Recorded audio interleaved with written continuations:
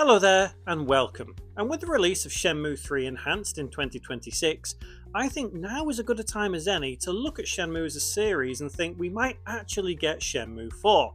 But in this video, I want to look at 5 things that I think Shenmue 4 absolutely needs to have to make sure it is a success. If you're new here, my name is James, and on this channel we talk about Shenmue and video games a lot. If it sounds like something you're interested in, please do drop a like on this video and subscribe as well. So the first thing I want to talk about that Shenmue 4 should have is a deep explorable city. And what do I mean by that? Well, I want to think along the lines of Shenmue 2. You think about Hong Kong, Kowloon, those cities were much more explorable than what we had in Dubwita. Yes, Dubwita was a smaller area and it was more refined in Shenmue 1. But when you think about it logically, I think it makes sense because of where Ryo is having his journey being taken to. It makes sense to have a bigger explorable city than what we had in, well, Dubwita, or let's say Bailu Village, or even Niawu.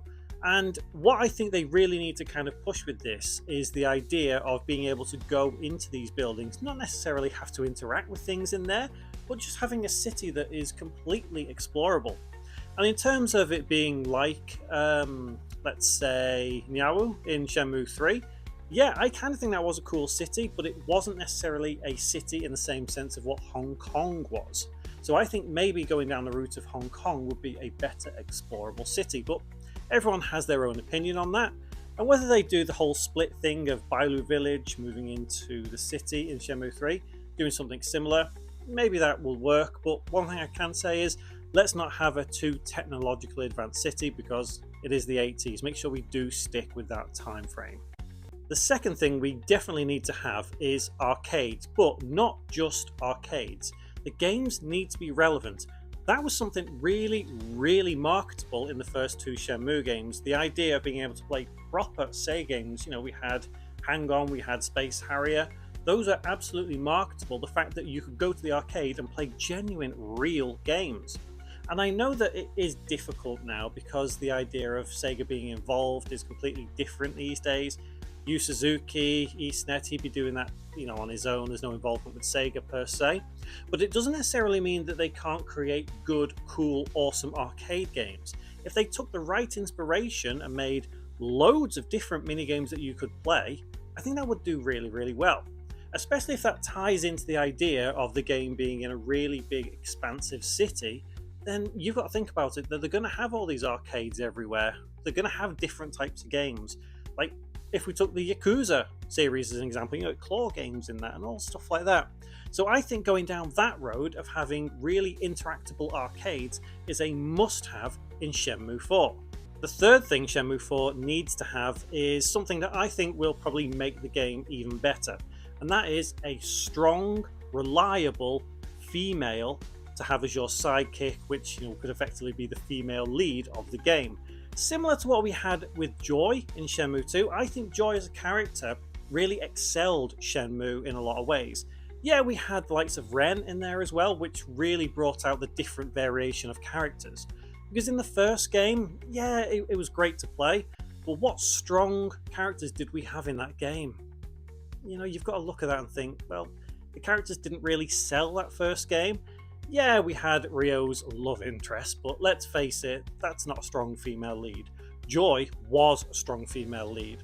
And now we're in the realms of the Shenmue area, where we have, her walking around, but she's very quiet, shy, and nice. She's not a strong lead.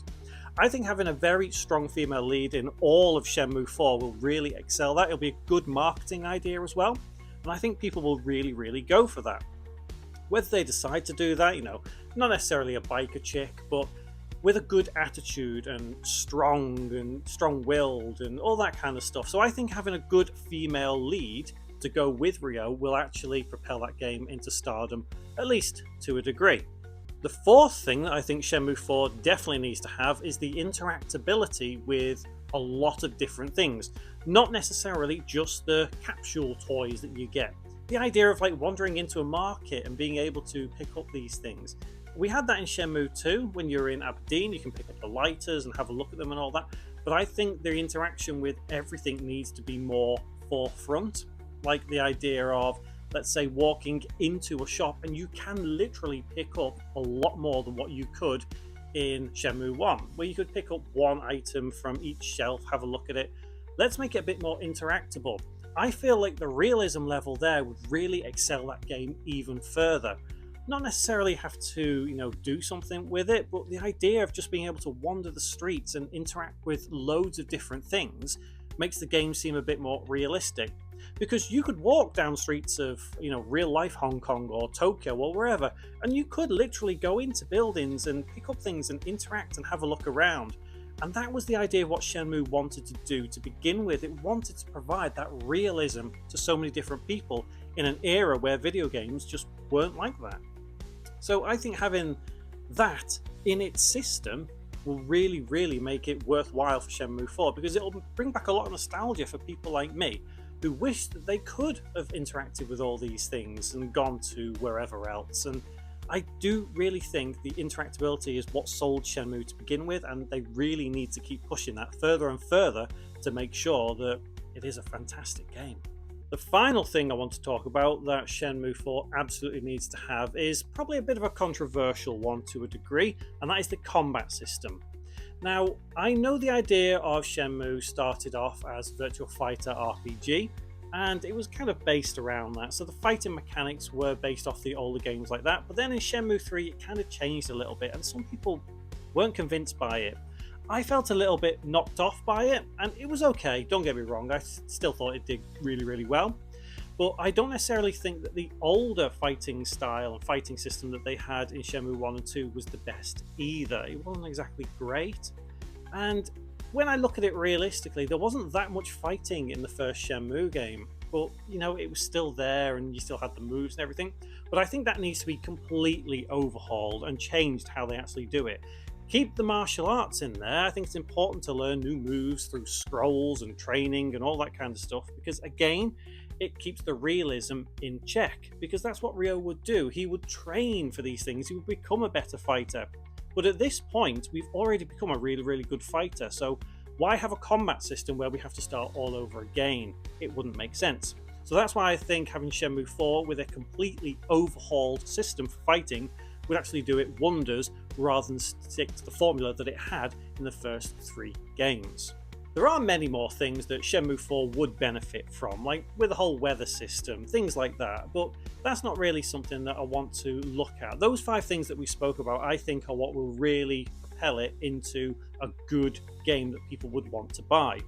The issue with Shenmue is that it has gone on so long now that the people who want to play it are people like me. We're millennials and we're already getting into our 40s and 50s, and I don't know how much longer we can go on before we can actually get to the end of Shenmue. We might never get to see the end.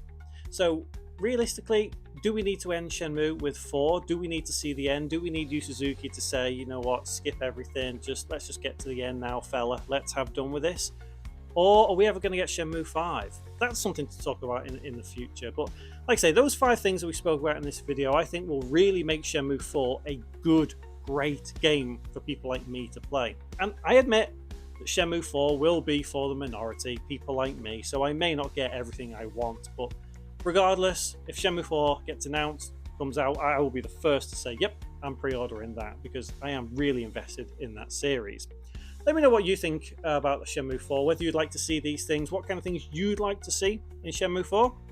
There'll be a couple of other videos on the screen now if you fancy clicking any of those, see more videos like this. Give it a like if you liked it, dislike if you didn't, but do tell me why you didn't like it.